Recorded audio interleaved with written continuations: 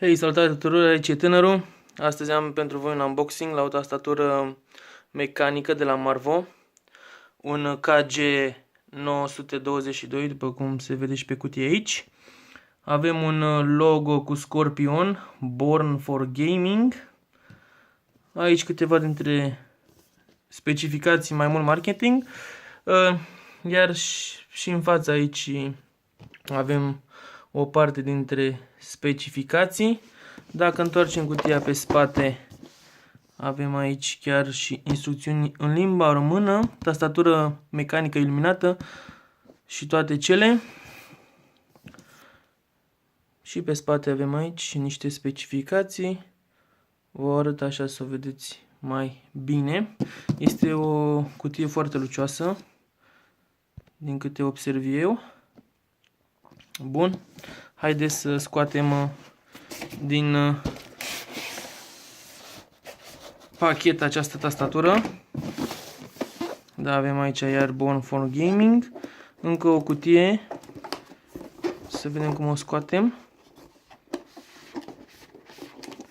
Se încăpățânează ea, da, are două chestiuțe pe aici care nu ne lasă să o desfacem. Așa. Iar acum o punem pe față. Voilà, tastatura într-o pungă.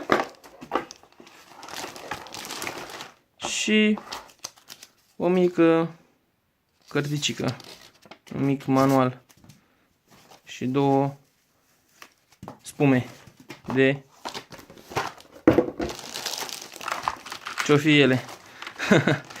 Bun, acum haideți să scoatem tastatura, că asta ne interesează. Avem aici tastatura, gălăgioasă pentru că na, este mecanică. Este iluminată pe roșu. Ok, haideți să o întoarcem și pe spate. Avem două piciorușe aici pentru înălțare. Da. Și cablul USB îmbrăcat într-un material textil. Un cablu normal, USB 2.0, nimic special la el.